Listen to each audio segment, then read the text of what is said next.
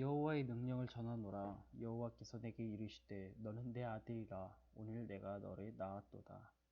내게 구하라. 내가 이방 나라를 내 유업으로 주리니 내 소유가 땅 끝까지 이르리로다. 내가 철장으로 그들을 깨뜨리며 질그릇같이 부수리라 하시도다. 아멘.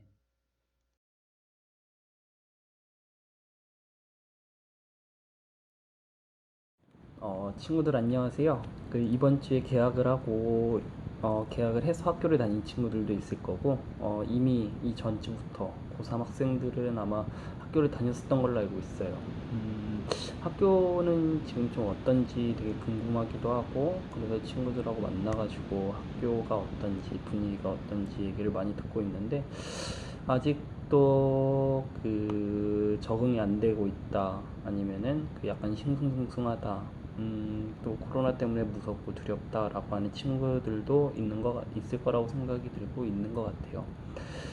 어떻게 보면은 지금 이 시기에 가장 큰 피해를 입고 있는 것이 고등학교 3학년 친구들인 것 같기도 하고, 고등학교 3학년이 또 입시를 준비를 하고 있잖아요. 이 입시를 하는 것에 있어서 불안하고 초조하고, 도대체 어떻게 하면 좋을까 라는 생각을 하는 사람들도 참 많을 것 같아요. 전도사님도 그런 시기가 있었었고, 고등학교 3학년 때 정말 많이 방황을 했었던 것 같거든요. 왜냐면 12년 동안 내가 노력해온 것을, 아니면 학교를 다니면서 노력했던 모든 결과를 한순간에 시험이나 아니면은 이렇게 실기로 인해서 결정되는 것이기 때문에 되게 그 결과에 있어서도 받아들이는 것도 그렇고 되게 어려운 시기였어요. 전도사님도 그런 시기가 있었던 것 같아요. 고등학교 3학년 때 전도사님도 방황이라는 거를 해봤었거든요. 그때 처음으로 PC방을 가보고 노래방도 가보고 친구들하고 되게 많이 놀러 다녔었던 것 같아요. 부모님께는 나 컨디션 조절하려고 이렇게 놀러 다니는 거다 라고 말을 하면서도 내심 재밌었었죠. 그렇게 놀러 다니는 것이. 근데 시기가 어떻게 보면은 현실과 마주하는 것 자체를 되게 두려워했었던 것 같고, 내가 이렇게 해서는 결과적으로 나쁜 것을 알면서도 그것을 타협해 나가려고 하는 생각이 있었던 것 같아요. 그래서 어쩌면은 우리가 의지하고 우리가 인정이라기보다는 의지하고 무언가 더 붙잡을 수 있는 것이 무엇일까라고 고민을 하면서 전도사님이 이번 설교를 준비를 하게 됐는데요. 오늘 읽은 말씀이 시편 2장에 나오는 말씀입니다. 우리가 시편을 이제 많이 읽어 나가가지고 지금 60장이 넘어갔는데, 가장 초반에 나오는 말씀이에요. 한번 읽어보면은, 내가 여호와의 명령을 전하노라. 여호와께서 내게 이르시되 너는 내 아들이라. 오늘 내가 너를 낳았도다. 내게 구하라. 내가 이방 나라를 내 유업으로 주리니 내 소유와 땅 끝까지 이르리로다. 내가 철장으로 그들을 깨뜨리며 질그릇같이 부수리라 하시도다. 라는 말씀입니다. 전도사님 시편 말씀을 이렇게 친구들이 읽으면서 되게 유의했으면 좋겠다, 아니면은 되게 중요하게 생각하면서 보자라고 했었던 것이 혹시 기억하시나요? 어떤 것을 되게 집중적으로 봤으면 좋겠다라고 말을 했었는데, 그것이 바로 시편에는 하나님에 대한 성품이나 아니면 하나님의 어떠한 어떠한 신인지, 어떠한 성품을 가지고 있는지, 그런 것이 되게 잘 나와 있는 그것이 시편 9절이라고 했어요. 시편의 많은 곳에서 하나님에 대한 표현들이 많이 나오죠. 근데 오늘 말씀에서는 하나님이 우리를 아들로 불렀다. 아들이라는 표현보다는 자식으로 불렀다. 가족으로 불렀다. 라는 말씀이 나옵니다. 이 말씀 앞절에 보면은 명령한다라고 말까지 해요. 명령한다는 뭔가요? 강제적으로 나는 너를 자식으로 부를 거야. 내가 불렀으니까 와야 돼. 내가 너를 낳았어. 내가 너를 사랑하는 부모야 라고 말하는 거랑 똑같은 거예요. 물론 우리에게는 육적인 부모, 아버지와 어머니가 있어요. 음, 그래가지고 어떻게 보면 친구들은 그 부모님이라는 존재 때문에 약간 그 하나님이 우리의 아버지다라는 것을 그 꺼리는 분들도 있더라고요. 아버지에게 상처를 받았거나 아니면 어머니한테 상처를 받았다면은 그것에 대해서 그 하나님도 똑같을 것이다 라고 하는 그러한 무의식적인 생각을 가지고 있는 친구들이 간혹 있었어요. 근데 저는 이 말씀을 준비를 하면서 되게 많이 고민을 했었던 것 중에 하나가, 저도 부모님한테 원하는 걸, 부모님께 내가 원하는 것을 해달라고 했을 때 안 해주시면 그것에 대해서 실망하거나 좌절하거나 아니면은 되게 후회하는 것들이 되게 많았었거든요. 근데 그 전도사님이 이러한 생각을 깨뜨리게 된 계기 중에 하나가 전도사님 고등학교를 졸업하고 나서 아버지랑 되게 대화를 많이 하는데, 대화를 할 기회가 있어가지고 이런저런 얘기를 하다가 전도사님이 그런 말을 합니다. 그 전도사님 중학교 3학년 졸업을 앞두고 그 입시를 앞뒀죠. 고등학교 입시를. 근데 그때 그 중학교 선생님들도 그렇고 그 부모님들도 그렇고 특수목적 고등학교, 이를테면 외고나 과고 그쪽으로 그 준비하는 거 어떠냐라고 말을 하더라고요. 그 중에 하나가 그 서울국제고등학교가 있었습니다.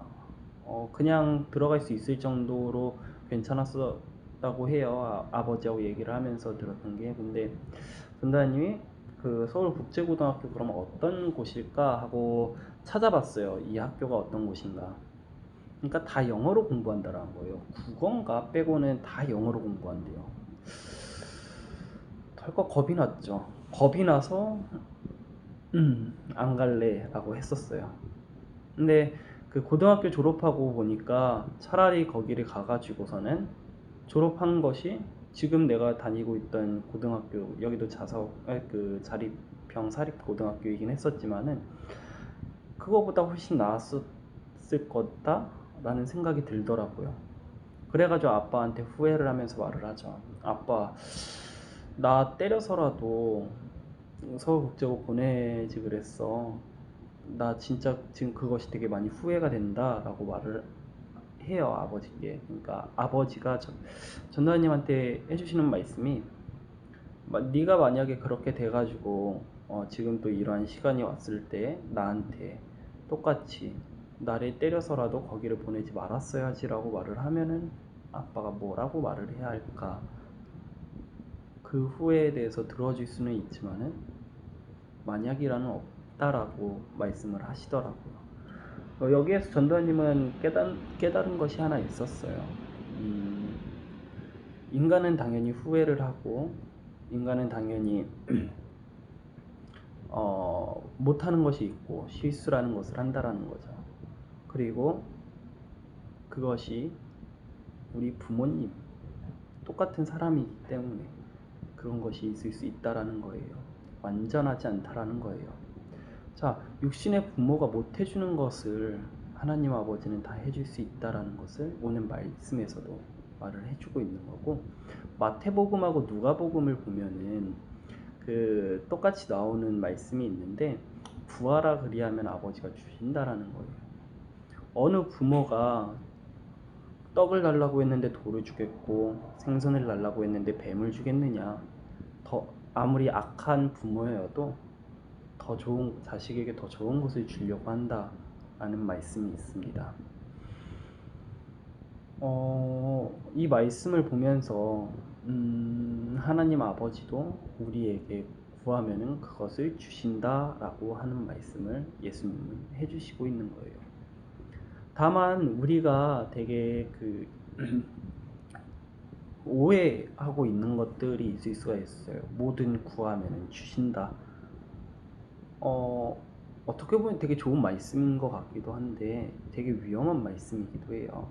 왜냐, 내가 구하는 것에 대해서 그 악한 것이든 좋은 것이든 그것을 구하는 대로 다 내가 받게 되면은 되게 거만한 사람이 될 수 있다라고 생각이 들어요.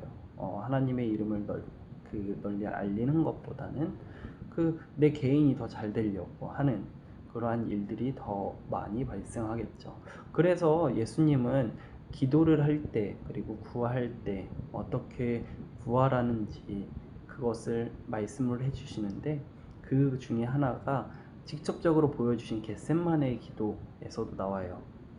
겟셋마네의 기도는 무엇이었을까요? 겟셋마네 기도는 예수님이 십자가에 못 박혀 돌아가시기 전에 자신이 너무 고통스러워서 내가 죽는다라는 걸 알고 있고, 내가 그 저기에서 채찍을 받고 그 몸을 찢김을 당하고 창에 찔리기도 하고 그런 것들을 다 알고 계신 그 상태에서, 그 내가 죽을 수밖에 없는 그 상황에서 하나님께 기도를 하는 거예요. 하나님, 제발 이 잔을 내게서 치워주세요.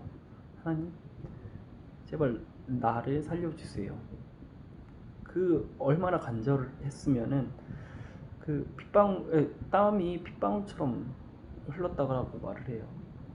그게 그 의학적으로는 그 스트레스를 엄청 많이 받게 되면, 사람이 스트레스를 많이 받게 되면 이 땅구멍에 있는 모세혈관이 터져가지고서는 그렇게 피같이 나온다라고 하더라고요. 근데 엄청 스트레스를 받았었던 거예요, 예수님. 그만큼 힘들었었다는 거. 근데 마지막에 예수님의 기도가 뭔가요? 하나님, 다만 내 뜻대로 하지 마시고 하나님 뜻대로 해주세요 라고 말을 합니다. 그리고 기도를 가르쳐 주실 때 예수님은 이렇게 가르쳐 주셔요. 구하는 기도 해라 해도 된다. 근데 다만 내 뜻대로 하는 것이 아니라 하나님의 나라와 의를 구하라고 말씀을 하십니다. 하나님의 나라와 의를 구하는 것, 이것은 무엇일까요? 내 욕심을 채우는 걸까요? 아니요, 그거는 아니에요. 하나님의 이름을 널리 전하는 그러한 사람이 되라라는 거예요. 이전에 전도사님이 아굴의 기도에 대해서 한번 설명한 적이 있어요. 아굴의 기도는 어떠한 기도였었나요? 자기의 욕심을 버리는 기도였어요. 그 사람은 하나님께 구할 때 이렇게 구해요. 나를 부하게도 마시고 가난하게도 마시라. 이 말씀을 통해서 보면은 욕심이라는 것보다는 적당하게 내가 살 수 있을 정도로만, 내가 하나님을 욕되지 않게, 하나님을 잊어버리지 않게 해달라고 하는 기도예요. 이 기도 말씀을 항상 기억을 했으면 좋겠고, 하나님은 그 시편 말씀에서 똑같이 우리를 자녀 삼으셨다라고, 우리에게 더 좋은 것을 주시려고 하신다라는 것을 기억했으면 좋겠어요. 여러분, 그 시편 9절에 그 되게 하나님에 대한 표현들이 되게 많이 나오고 있잖아요. 여러분도 보면서 그 전도사님이 유의해서 보라고 했던 거기도 하고요. 거기에 어떠한 그 표현들이 나오나요? 많이 기억을 하게 되면은 방패, 인도자, 구원자, 창조주와 같은 표현들이 많이 나와요. 다윗의 시도 있지만 아삽의 시, 아니면은 솔로몬의 시, 이렇게 해가지고서는 그 많은 시들이 나오는데 거기에서는 대부분 하나님의 표현들이 이렇게 나오게 됩니다. 근데 전도사님은 그 시편 말씀 중에서 목자라는 표현을 되게 좋아해요. 그래서 이 목자라는 표현이 어떻게 보면 우리 자녀됨에서 가장 중요한 위치가 아닐까라고 생각을 합니다.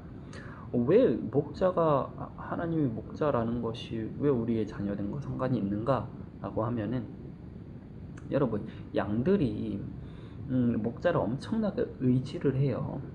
양들은 그 양의 특성상 그 앞에 있는 것만 보고 따라간다라고 하거든요. 그래가지고 양 한 마리가 낭떠러지로 떨어지게 되면 줄줄이 다 떨어지는 이유가, 나는 내 앞에 있는 그 시야가 작아가지고 앞만 그 바닥을 보고 그 내 앞에 있는 양의 위치만 보고선 따라가가지고선 다 떨어져 죽는다라고 해요. 그 정도로 멍청하다고 하긴 좀 그런데 약간 그 우둔한 동물이에요.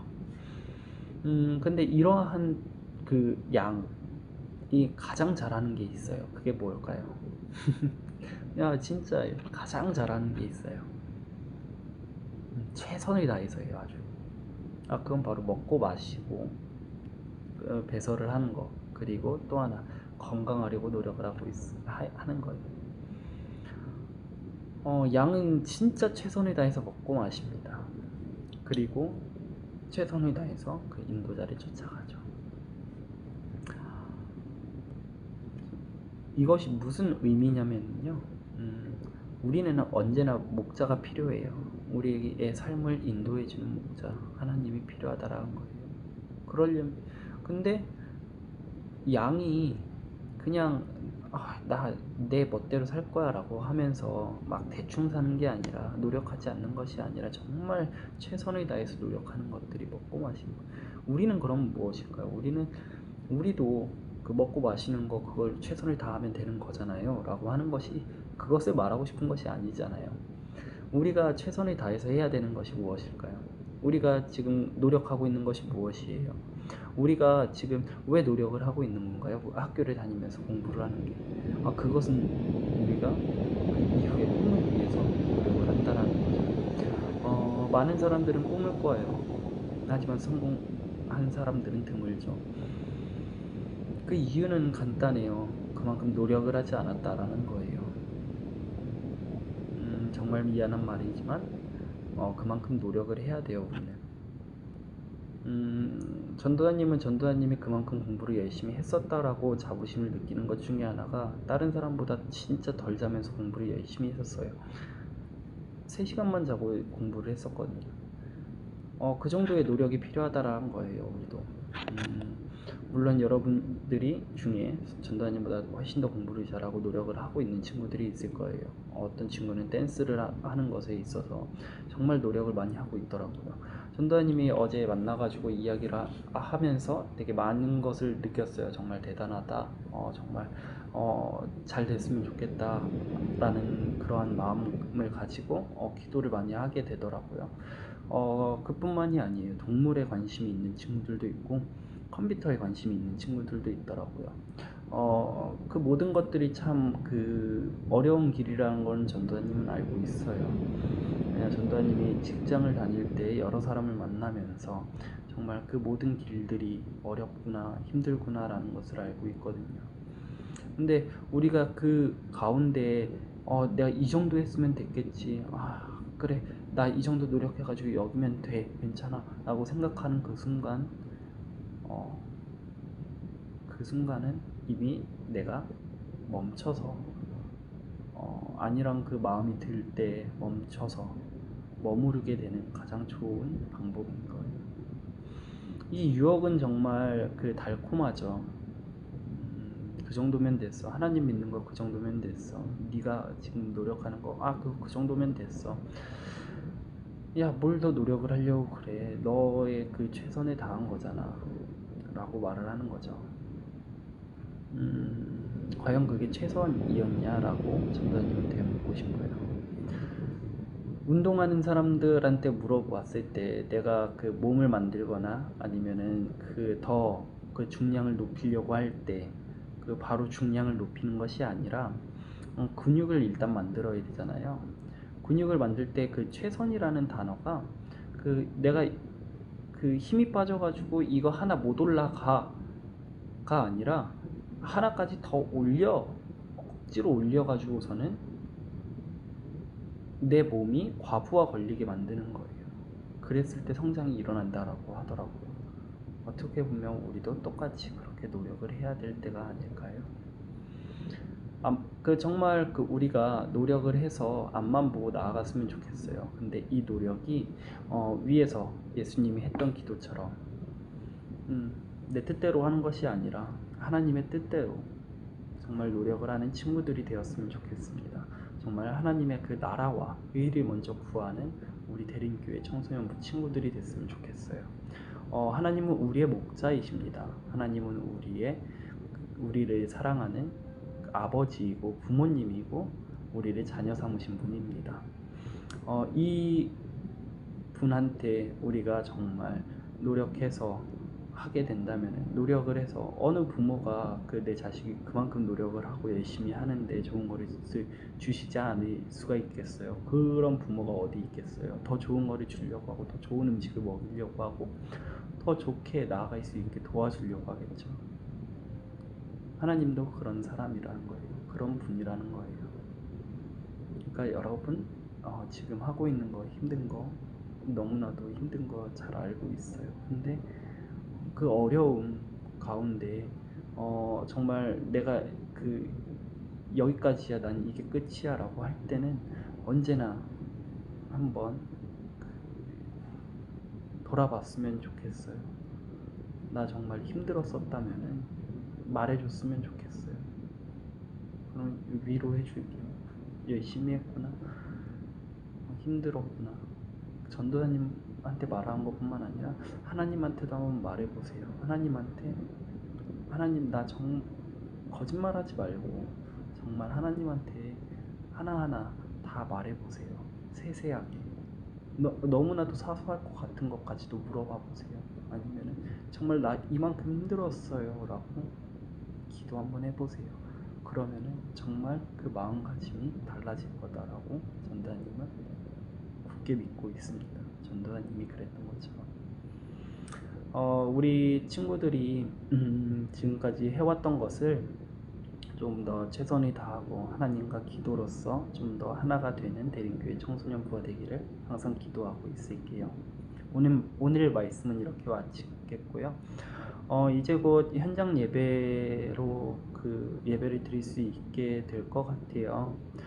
이 얘기는 아마 조금 더 이야기를 나눠봐야 하지만은 빨리 그 친구들을 교회에서 만나서 같이 이야기를 나누고 같이 이렇게 그 보드 게임이라든지 아니면은 그 전도사님도 되게 그 다양하게 놀거리들이 있거든요. 같이 그렇게 놀면서 더 친해지고 더 고민하고 하나님에 대해서 어떻게 하면 더 잘 믿을 수 있는지 아니면 공부에 대해서 어떻게 하면 더 잘할 수 있는지 같이 고민하는 시간이 되었으면 좋겠습니다.